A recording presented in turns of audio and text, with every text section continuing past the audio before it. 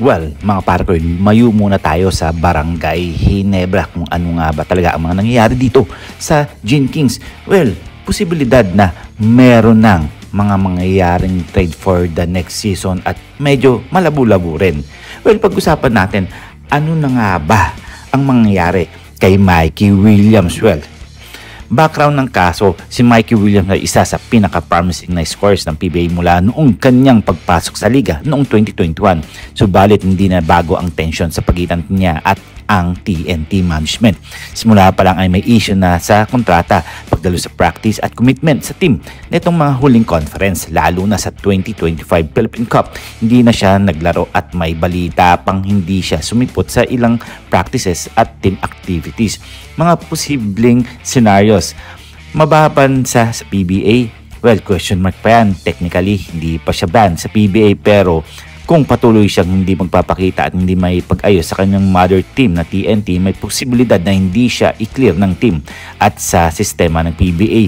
Hindi basta-basta makapaglaro sa ibang PBA team ang isang player hanggat hindi siya nire-release o nini-trade ng kanyang kasalukuyang team. Maaaring hindi siya formally banned pero posibleng blacklisted in practice, lalo na kung makita ng ibang teams na hindi siya professional sa commitment. Sa labas ng bansa, ito ang mas komplikado kung hindi siya i-clear ng TNT at idulog neto nila ito sa FIBA at sa mga liga sa ibang bansa gaya ng Japan B-League, KBL o T1 League sa Taiwan.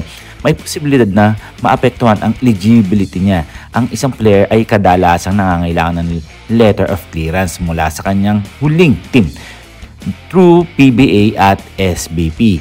Mga makapaglaro abroad kung hindi ito ibigay ng TNT o ng SBP, maaring hindi siya makredit ng FIBA para sa mga liga.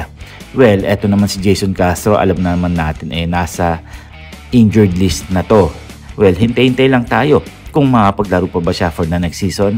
Well, sa madaling salita, hindi pa siya maban, pero kung hindi siya makipag-ayos, baka de facto na hindi siya makalaro sa PBA. Maaaring hindi siya makakuha ng clearance para sa ibang bansa kung hindi ayusin ang issue sa TNT katropa. Posibilidad na makuha ng TNT said si Cedric Berfield.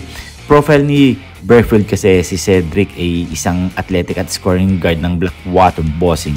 Dating elite, may taas, may bilis at kayang bumuo ng opensa para sa sarili. Hindi siya superstar ngayon pero may potential, at dahil galing din siya ng US NCAA at may international exposure, bagay siyang maging kapalit ni Mikey Williams. Makakakuha ba siya ng TNT? Pwede, pero maraming hadlang. Una, kailangan ng TNT na makipag-trade. Hindi madaling basta kunin si Berfield, lalo na't isa siya sa mga pangunahing players ng Blackwater. Siyempre, gusto ng Blackwater ng kapalit na may halagang posibleng veteran player, draft picks o combo guard. Pangalawa, may issue sa salary cap. Kung malaki ang hinihinging kontrata ni Berfield, kinakailangan ng TNT na mag-adjust ng kanilang payroll. Pangatlo, depende rin kung willing si Berfield na pumunta sa isang team na may high pressure tulad ng TNT. Bakit bagay siya sa TNT? Kapareho sila ni Mikey Williams, parehong scorer, parehong versatile guard. Bagong dugo na maaaring maka-inject ng energy sa isang TNT team na may veteran tulad ng nila Castro at Pugoy. Kayang maglaro bilang main ball handler kapag hindi available si Jason Castro na malapit nang mag-retire. Dahil alam naman natin na ang TNT katropa 5G nagkakaroon na nga ng problema ngayong season. All Filipino Cup dahil kulang na kulang nga sila, dahil alam naman natin na wala ang kanilang import. At syempre, hanggang dito na lang tayo. At huwag natin kalimutan na mag-subscribe.